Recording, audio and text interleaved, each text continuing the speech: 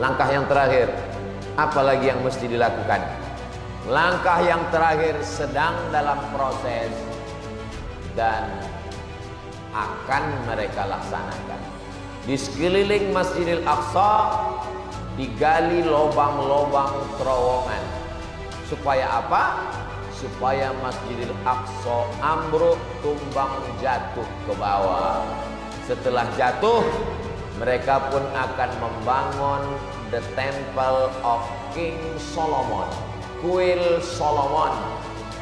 Karena menurut mereka syarat yang terakhir supaya Mesias turun, maka bangunlah kuil Solomon, nanti dia akan turun.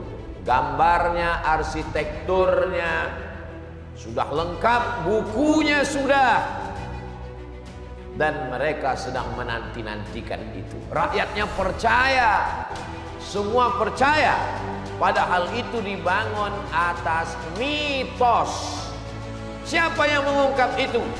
Bukan orang Islam. Namanya Roger Jaroudi dari Paris, Prancis. Dia seorang ateis, komunis. Allah membuka hati dan pikirannya. Dia menjadi muslim, masuk Islam. Lalu dia tulis buku Israel membangun negara berdasarkan mitos. Pemerintah Prancis menangkapnya dan menjebloskannya ke penjara atas bisikan Israel. Begitulah al-kufru millatun wahidah. Orang kafir seragam serentak, berbeda bahasa agamanya, berbeda, tapi ketika menghantam Islam, cerita lama berulang kembali. Bukankah pada zaman Nabi mereka berkoalisi dengan Yahudi, munafik, musyrik? Perang itu disebut dengan perang Ahzab. Ahzab, koalisi partai-partai, partai kafir, partai munafik, partai Yahudi berkumpul. Akhir zaman adalah masa penyaringan, fit and proper test, terang benderang di mata bahwa Israel salah, tapi tetap ada yang membela. Manusia yang tidak belajar sejarah bingung, ada apa ini? Orang yang belajar hadis-hadis Nabi dia tahu ini memang masa penyaringan. Di akhir zaman Allah mau menunjukkan mana pengikut kebenaran, mana yang berpihak kepada kebatilan. Terang seterang matahari di tengah panas terik. Tinggal lagi kita menyampaikan ke anak-anak kita, ke anak muda kita, kepada pemimpin yang takut kepada Allah Subhanahu wa ta'ala.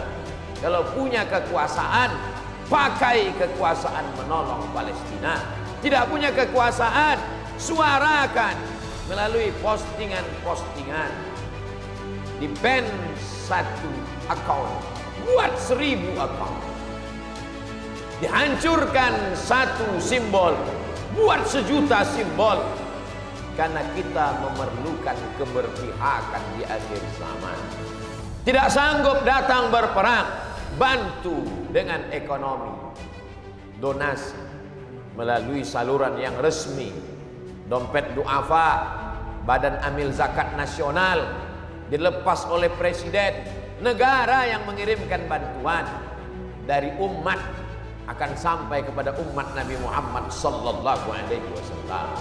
Bila ada tablik akbar, datang bawa anak, keluarga, sahabat, jiran, tetangga, bangkitkan kesadaran umat. Mereka membangun negara berdasarkan mitos, bohong, dongeng. Kenapa kita yang punya kebenaran tidak memperjuangkan? Ternyata mitos pun kalau diyakini bisa terwujud. Kenapa kebenaran diinjak-injak? Mitos, bohong, dongeng kalau diperjuangkan menjadi kenyataan. Kenapa kebenaran tidak terwujud menjadi kenyataan? Karena kita tidak percaya